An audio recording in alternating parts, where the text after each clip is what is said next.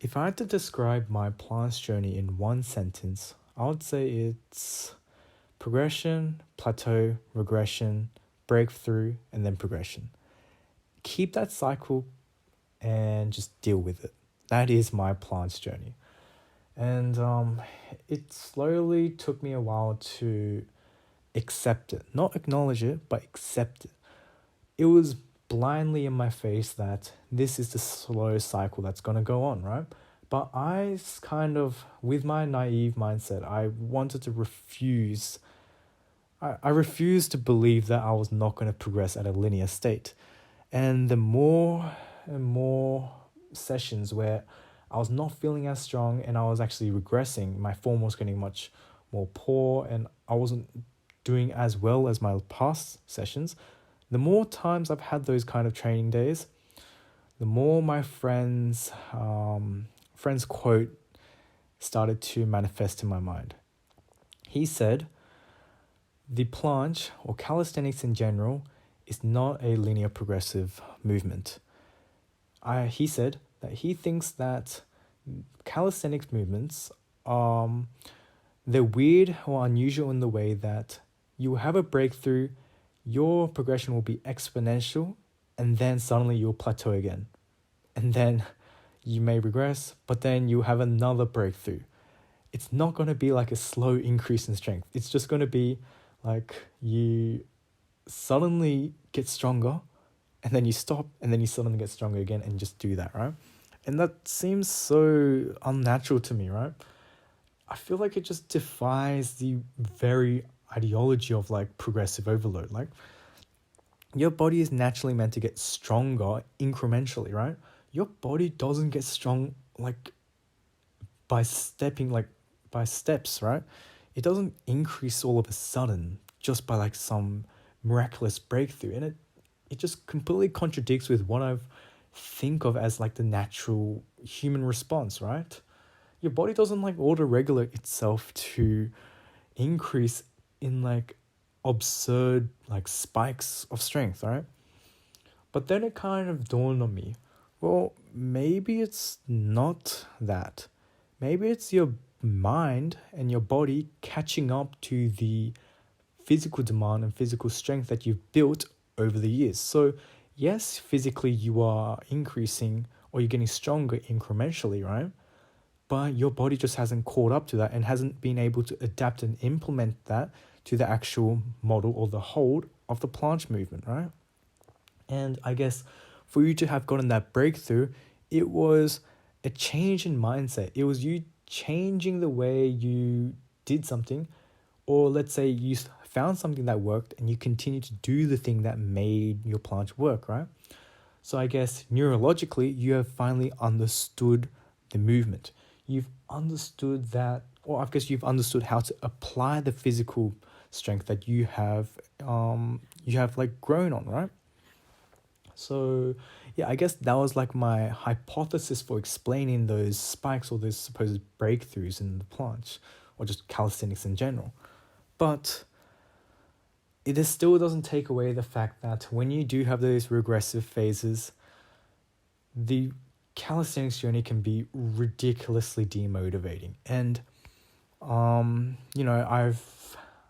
pretty experienced. I'm not very experienced, but like I've done a lot of like lifting, like squatting, bench and stuff. But I've been in the calisthenics for longer, right? And I can clearly say weights is way more alluring, right? It's so much more pretty compared to calisthenics, because not in its like aesthetics wise, right? But it's because it's so more attractive, because you can see genuine strength improvements in a literal, I guess like quantitative manifestation, right? Your squat increases by adding more weight, right? But how does your planche increase? You get a better planche, or you may have like a longer duration, right? Your like form gets better. But what happens when your form doesn't get better? What happens when you can't lean further? What happens if you can't do the straddle planche anymore, right? Then you can't really like manifest a visual representation of your progression, right? You can quite literally feel the regressive nature of the hold, right? And that's what just like adds on to the demotivating factor of my planche journey, right? And like, when I started getting into weights, I had a massive plateau, and not a plateau, but I had a massive detour, right? I only focused on weights and I didn't focus on calisthenics at all, right? And mainly because I had a massive plateau with calisthenics. I was not improving at all, and I was not seeing any progression, right? So obviously you can see that if you're putting so much effort, but you're not reaping any of the results, right?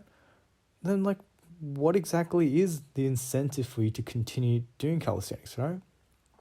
And like, to differentiate the people that are truly successful in calisthenics compared to the typical Joe that just does like the planche for like 2 months and then quits, right? The biggest disparity between those two is those calisthenics athletes can see it through beyond the failures, right? And like, no matter how cliche that sounds, like, oh, you got to keep going because some days not every day is going to be a good day, right? You're going to have bad days. Like, yeah, everyone has heard that before.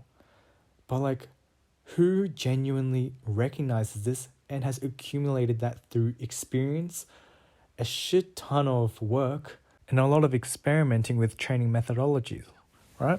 Those are the true calisthenics athletes that you see on YouTube, on Instagram, and like all these social medias doing all these ridiculous holds, right?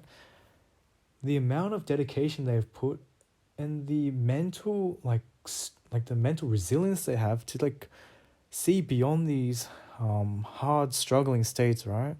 That's what makes them the like dudes that can actually hold them. And that's like one of the learning curves that I need to kind of develop over time, right? And I hate to admit it, but I start to question a lot whether this planche journey was all that worth it. The sacrifice that was required was ridiculous, right? And I almost was lying to myself, thinking that in this utopian world, I was able to linearly progress with the planche, right? The planche just doesn't improve linearly. It just can't, right? And I'm saying this from my experience. And in all honesty, I feel like from my experience, I can extrapolate it to the majority of people that will consider attempting the planche, right? Learning the planche is going to be really difficult and will require a lot of dedication. Those two aren't the only things you need. You need to sacrifice other exercises. Like for the past 2.5 months, I haven't done any back workouts, right?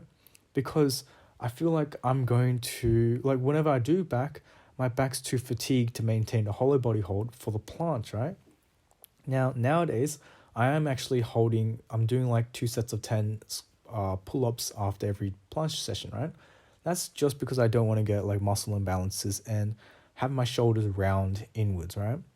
So just for my posture, I want to make sure that I'm able to retract my scapula properly, right? But aside from that, the planche demands so much sacrifice, and for me to simply end it at right here because I'm not improving anymore and focus on like other things, like I might even ask myself, like, was it even worth it? Like, what did I really get out of it, right? Like, sure, I can barely hold the straddle planche for like 2 seconds now, but was it really worth like 2.5 months just for 2 seconds? So I think for me to really appreciate my journey, I've got to go beyond these 2 months and keep pushing harder. I need to like keep going and finally reap the results of my efforts, right?